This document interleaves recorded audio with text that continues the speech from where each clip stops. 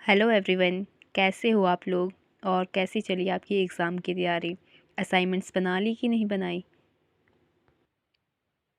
इन सब बातों को छोड़ते और टॉपिक पे आ जाते हैं। आज हम पढ़ेंगे बायोडाइवर्सिटी के बारे में।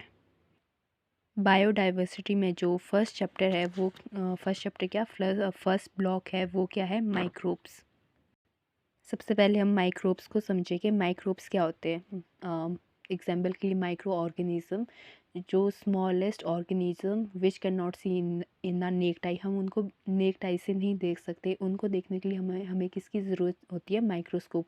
हम विदाउट माइक्रोस्कोप हम उनको नहीं देख सकते। एग्जाम्पल के लिए वायरस, बैक्टीरिया। वायरस और बैक्टीरिया दो ऐसे माइक्रो ऑर्गेनिज्म हैं जिनको हम नेक्ड आई से नहीं देख सकते। हम उनको किस में देख सकते हैं? माइक्रोस्कोप में देख सकते हैं। ठीक है, तो हमने माइक्रोब, जो हमारा फर्स्ट ब्लॉक है माइक्रोब को भी हमने डिवाइड किया है 4 यूनिट में। फर्स्ट 2 यूनिट में हम किसके बारे में पढ़ेंगे? वायरस के बारे में पढ़ेंगे। और नेक्स्ट 2 यूनिट में किसके बारे में पढ़ेंगे? हम बैक्टीरिया के बारे में। This is your first unit, virus, general account and economic importance. इस यूनिट में पढ़ेंगे हम वायरस के बारे में।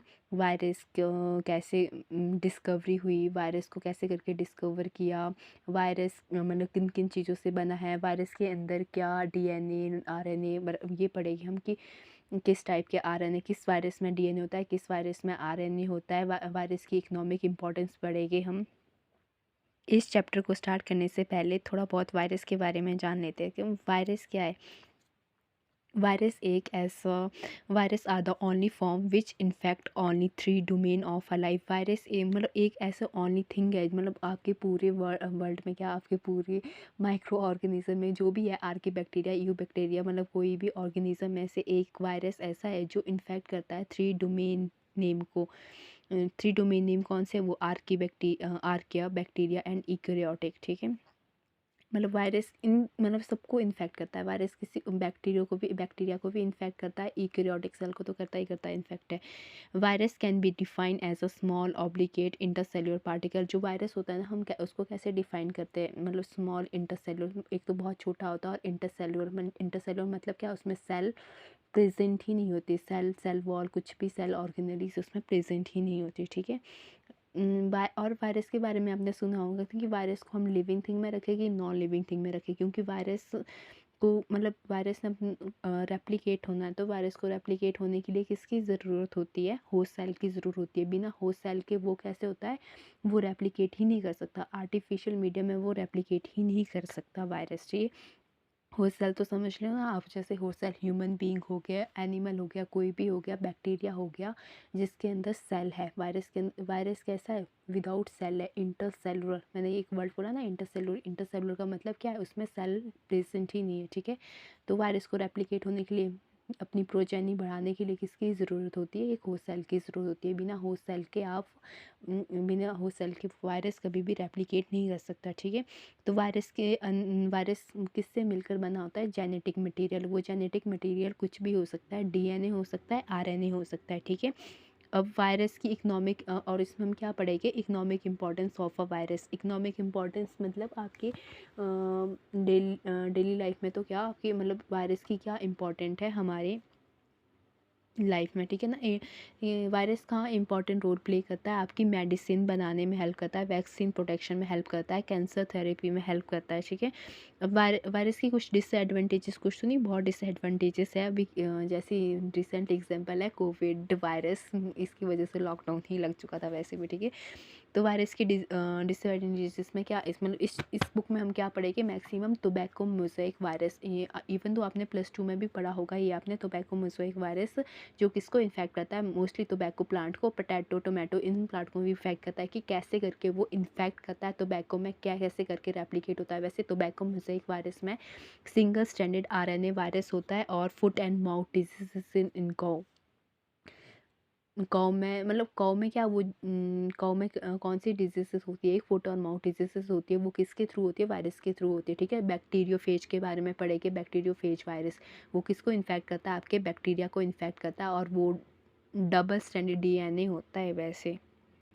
जो इस फर्स्ट यूनिट में हम वायरस के बारे में यही पढ़ेंगे, जनरल अकाउंट और इकोनॉमिक इंपॉर्टेंस। सेकंड यूनिट में क्या पढ़ेंगे हम कि वायरस कैसे करके रेप्लिकेट होता है। रेप्लिकेट होने के लिए तो होस्ट सेल की ज़रूरत होती है, पर उसमें भी कैसे करके रेप्लिकेट होता है उसको पढ़ेंगे। तो अब नेक्स्ट 2 यूनिट में किसके बारे में पढ़ेंगे हम? बैक्टीरिया के बारे में। बैक्टीरिया के बारे में आपने प्लस 1 प्लस 2 में तो पढ़ा ही होगा कि bacteria was the first organism on earth.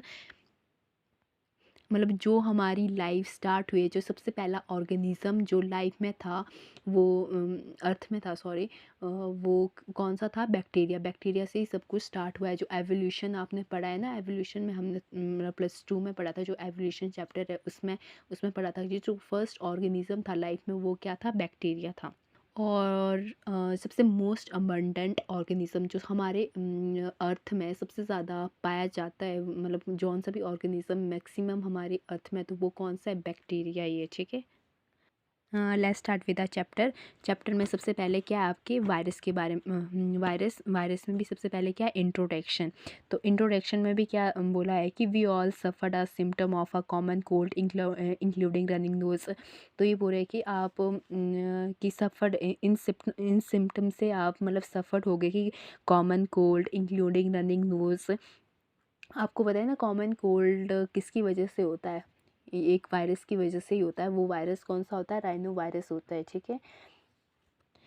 तो we are suffered a symptom of a common cold that including running nose sneezing but not having fever. तो मतलब ये वाले सिम्टम तो आपको आई होंगे ना, common cold, running nose, but आपको फीवर नहीं होता। फीवर क्या होता है कि आपका टेम्परेचर, बॉडी का टेम्परेचर हाई हो जाता है। पर कभी कभी ऐसा भी होता है ना कि आपको फीवर भी नहीं होता, बट आपकी नोज़ रन कर रही है, आपको स्नीजिंग हो रही है। तो वो किसकी वजह से होता है? वो वायरस की वजह से होता है, ठीक है। The doctor does not prescribe any antibiotic. तो डॉक्टर कभी भी प्रिस्क्राइब नहीं करता है जब आपको मतलब फ़ीवर नहीं होता, तो डॉक्टर कभी भी प्रिस्क्राइब नहीं करते कि एंटीबायोटिक, ठीक है। इसको छोड़ो, सबसे पहले हम पढ़ते हैं वायरस की definition. Virus can be define as a small obligate intercellular particle seen only by a electronic microscope that infect and take over the host cell to replicate. इसमें बोला गया है virus can be define as a small obligate. Virus कैसा है? बहुत ही छोटा है और इंटरसेलुलर पार्टिकल है। इंटरसेलुलर मतलब उसमें सेल प्रेजेंट ही नहीं है। सेल वॉल जो होती है, सेल वॉल तो प्लांट में हो गई ना, उसमें क्या है? सेल्स ही प्रेजेंट नहीं होती। हमारे जो हम ह्यूमन बीइंग है किससे बने? आपके सेल से बने। सेल सेल बहुत सारे सेल मिलकर क्या बनाएंगे? टिश्यू। बहुत टिश्यू मिलकर क्या बनाएंगे? एक ऑर्गन बनाएंगे। और ये बहुत सारे ऑर्गन इकट्ठे होकर एक ऑर्गन सिस्टम बनाएंगे। वो ऑर्गन सिस्टम क्या बना देगा? एक ह्यूमन, मतलब हम ह्यूमंस मतलब हम ह्यूमन बने हैं, ठीक है। तो वायरस कैसा है? एक तो बहुत छोटे हैं और उसमें सेल प्रेजेंट नहीं है, ठीक है। और हम उनको किसकी वजह से मतलब उसको हम कहाँ पे देख सकते हैं? इलेक्ट्रॉनिक माइक्रोस्कोप के थ्रू ही देख सकते हैं, ठीक है।